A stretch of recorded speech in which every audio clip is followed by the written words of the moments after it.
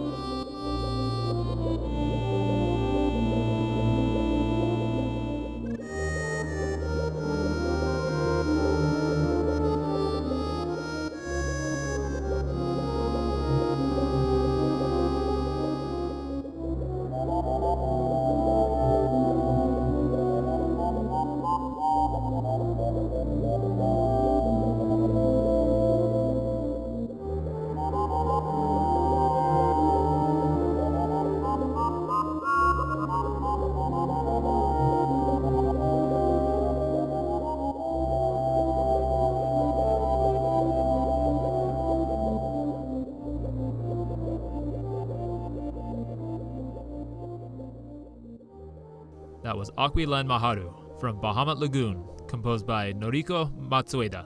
And one thing I'd like to note is that bubbling sound effect that's in there sounds kind of like the percolating of coffee, which my wife loves very, very much. So now, Bahamut Lagoon. It is a strategy or tactics RPG. The story is that, like, you know, there's these lands, like the floating islands in the sky, so there's not really like any lagoon water stuff around here, but you know, it's just like you fight as this resistance force, and you create these teams of characters focused around one character, and each team has a dragon. And yeah, it's a pretty interesting game. I got to actually play this emulated with the English patch and never actually beat it.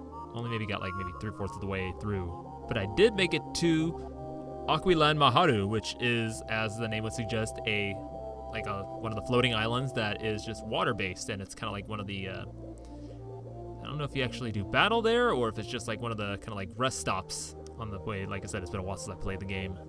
But yep, basically just a floating water island. It's a cool thing. It's actually making me think of one of the beaches that we like to go to, and that we're probably going to go to this weekend. It's you know, it has like this kind of like cool little like secluded cliff area where, you know, we like to sit, and it's like, you know, just us, like, you know, not a lot of people kind of come around, and you don't really see anybody else, and it's kind of like you're just sitting on like a floating island above the water.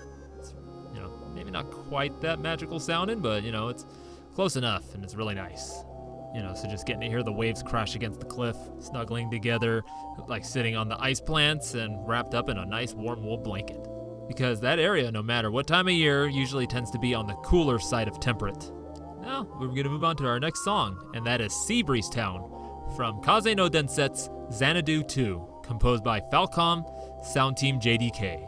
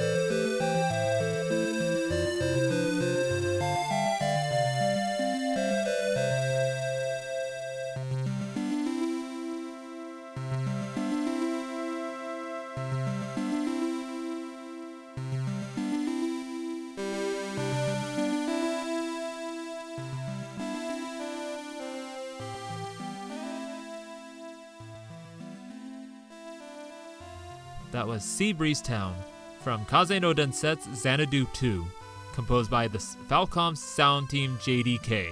And if this was any other episode, I'd probably just do the insane task of breaking down every composer part of this sound team that was involved with this particular soundtrack and then tell you what each one of them did, but not today. And a good part of the reason why I chose this song was because there's this town, like little tiny town, just like 15 minutes north of Santa Cruz that we like to go to, and that has like a roadhouse. So it's like a restaurant / inn, and sometimes we'll stay there, but we're not gonna stay there this weekend. But we do like to go there for dinner sometimes, and they have some really good food. And yeah, it's kind of like just right on the ocean. Like, if you're staying in one of the rooms, you can actually see the ocean from the room. And yeah, you just kind of feel that ocean breeze all the time. Just like the wind's always kind of blowing lightly or heavily, whatever. And yeah, it's just always nice. And I tell you what, I'm going to take my honey for her birthday to that restaurant and get her the seafood Alfredo. Oh, yeah. Now, here's the odd little thing I just noted. If you listen to the Valentine's Day episode where one of my curators, Donatello Valentino, hosted that, he played another song from this game. Seems to be that this comes up every time we go out of town for some special occasion. And they all kind of have like this kind of mancy vibe, this romancy kind of sound to it. Huh. And that's probably what my wife would call this. Mancy music. Mance. So yeah, moving right along, the next song I got for you. It is called Near the Water from Final Fantasy XII, composed by Hitoshi Sakimoto.